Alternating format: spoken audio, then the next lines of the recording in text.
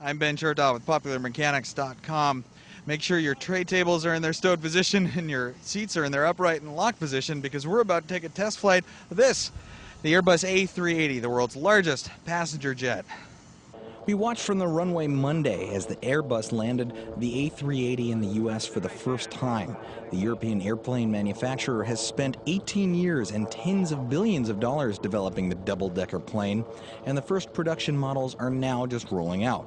But that's 2 years too late, and the delay has cost Airbus its cargo plane customers, and as of yet, no American carrier has bought one.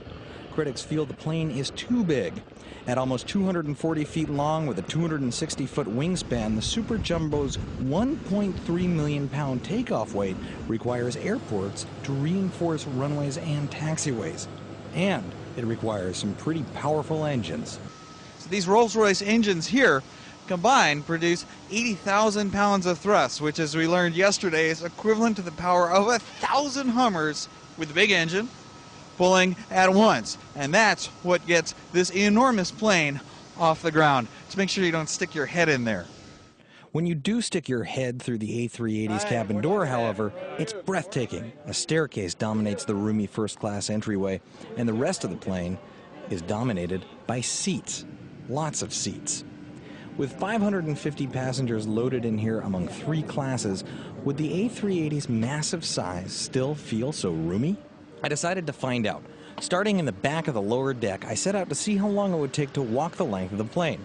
Okay, there were only 190 or so passengers on it, but they were all standing up, a recipe for aisle gridlock in most planes. But to my surprise, I slipped by without even saying excuse me.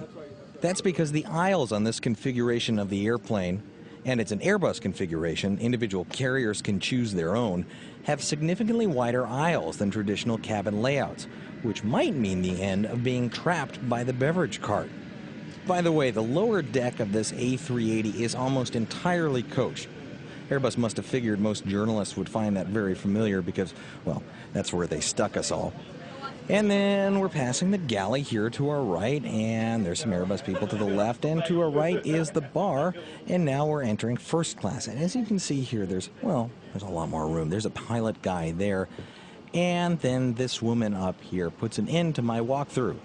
Well, because she's guarding the cockpit door. And she's a lot bigger than I am. Wait a second. Did I just say bar? Yes. This A380 has a rather large bar for its first-class customers. Sure, it's not huge, but come on. This is an airplane with a walk-up bar. It's like the jet-setting 60s all over again. In fact, the A380 has even got a spiral staircase in the rear of the plane.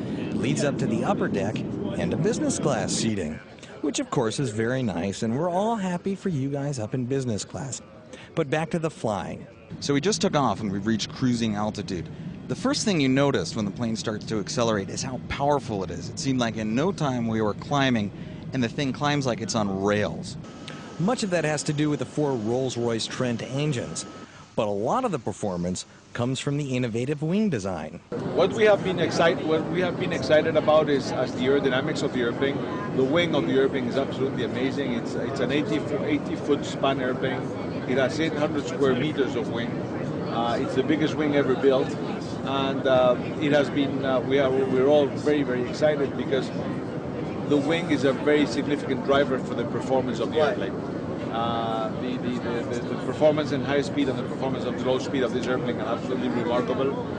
To give you an example, the approach speed at maximum landing weight of this airplane is the same as that of an A320, except that the landing weight is 7 times bigger on this airplane than on it. So this airplane approaches at the same speed with 7 times the weight of an A320.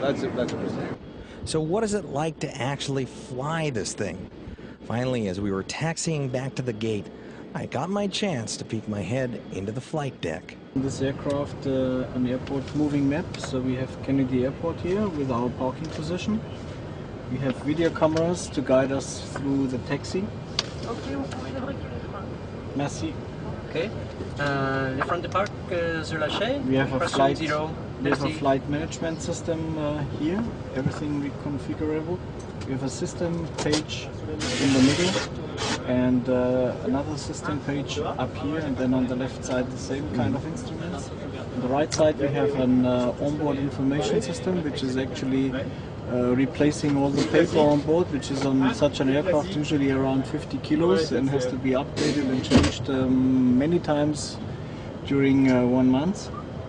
So an electronic update process will be much more easy and much more efficient for the airlines.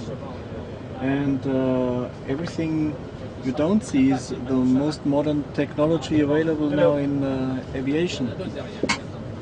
For us, for the pilots of an Airbus, it's just hidden behind everything he already knows. Speaking of familiar things, yeah, in the future, Airbus A380s will be accessed by double-decker jetways, which should make this process a little easier.